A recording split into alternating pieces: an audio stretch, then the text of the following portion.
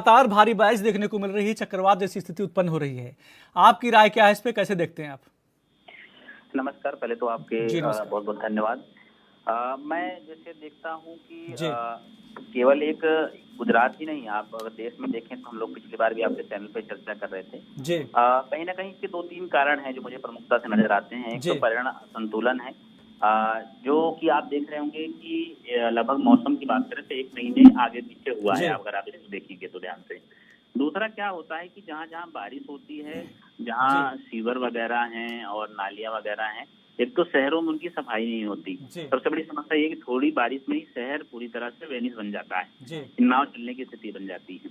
तो ये सब कारण है कि अंधाधुंध पेड़ों की कटाई, जो नदी हैं, जिन जी नदियों के किनारे पहले क्या उनका कैचमेंट एक एरिया होता है जो पहले खाली रहा हुआ जी करता था, लेकिन आप देखें कि देश में जितनी सारी नदियां हैं उनके ऊपर आसपास में बिल्कुल कब्जा करके उनको जी घर बना दिया गया है। तो कहीं ना कहीं जब बारिश का पानी आता है जी तो जो पुरानी स्थिति में नदी आती है तो एक ये भी बाढ़ का रूप ले लेती है। जी दूसरा कि जो सरकार के काम है, नगर निगम के काम है, वहाँ के लोकल की, अब बारिश के पहले पूरे जितने शहर के नाले हैं उनकी सफाई होनी चाहिए, वो जी भी नहीं होता है।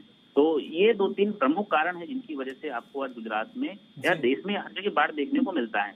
उसके बाद सरकार चेतती है, उसके बाद फिर बहुत सारी प्रॉब्लम जो आती थी, रेल लाइन ठप हो जाना और उसके साथ बहुत सारे मार्ग बंद हो जाना। और जी जैसा कि जानकारी प्राप्त हो रही है कि 32 लोगों ने इस आपदा में अपनी जान गंवा चुके हैं जी और मुझे लगता है कई हजार लोग जो है अपने घर से बेघर हुए हैं। तो कहीं ना कहीं चिंता का विषय है। जी प्रशासन को इन सब विषयों की जानकारी होती है, मौसम विभाग को भी जानकारी होती है कि जी बारिश होने वाली। ऐसा तो है नहीं कि हम लोग 1980 में जी जी रहे हैं, हमें पता ही नहीं, अचानक बारिश आ गई। जी सारी जानकारी होने के बाद प्रशासन को, मुझे लगता है, इन सब की बेसिक जो तैयारियां हैं जी वो सरकार को करनी चाहिए। जी जी ठीक है। दिलीप कुमार जी, आपसे सुनने का प्रयास करेंगे। जो आपदा आई है गुजरात में, जो भारी बारिश से तबाही हुई है, इसमें जो मौतों का आंकड़ा है वो भी लगातार बढ़ता जा रहा है।